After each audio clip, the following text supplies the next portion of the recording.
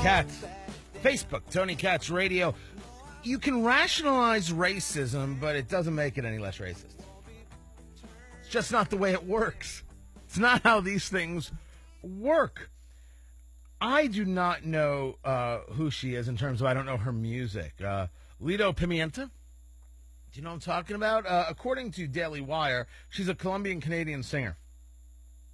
And she was doing a concert at the Marquee Ballroom in Nova Scotia. Have you ever been to the Marquee Ballroom? Oh, beautiful. Beautiful place, the Marquee Ballroom in Nova Scotia. Never been. And she's there at the concert. And at the concert, she says the following. She says, listen, people, members of the audience, people of color, you move to the front. White people, you move to the back. Actually says this at a concert. Well, some people are like, this is where I'm sitting, or this is where I'm standing. I'm not getting up. I'm not going anywhere. They wouldn't move. One of them was a photographer who was a volunteer taking pictures of the acts.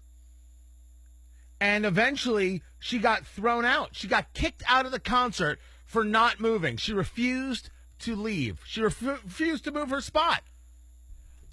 Black people to the front, or people of color to the front, white people to the back. The only thing that's missing is of the bus.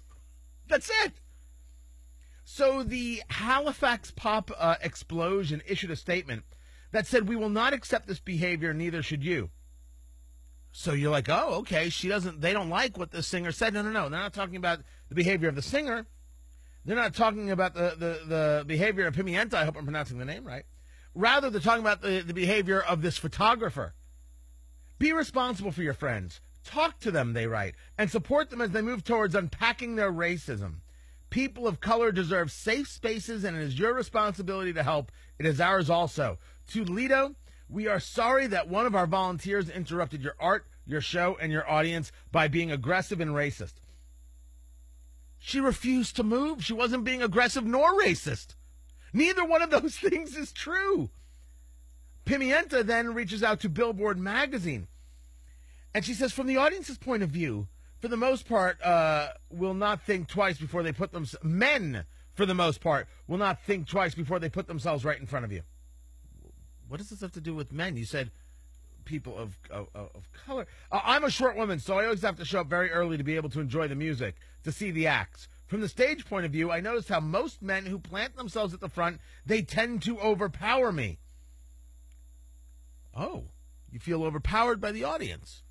My show is all about high energy and high feminine power, she says. So I can see for some men, my energy reads sexual. And they feel like that is the show for them, when in fact, my show, if anything, is for women. And she spells women WOMXN. I don't think that's a mistake. I think that's some kind of... I don't know, she's speaking up and there's a fight the power. I'm not sure. When I started asking women to the front, I noticed how white women were usually at the front and brown girls would be behind the white girls, a bit more shy, a bit more restrained. And black girls were too shocked, and I felt I was putting them on the spot by saying, "Girl, come to the front. This is for you." So not only are the men too over-sexualized, the white women are overpowering the black women and other women of color because those women are more demure and quiet.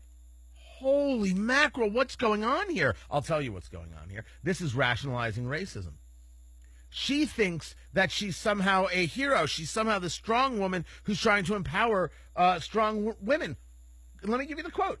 As an immigrant, as an Afro-Indigenous person, as an intersectional feminist, as a mother, and all of the other signifiers that qualify me as other, I understand what it is like to not see yourself in the media, to not see yourself in institutions, and to not see yourself represented or reflected at a music show.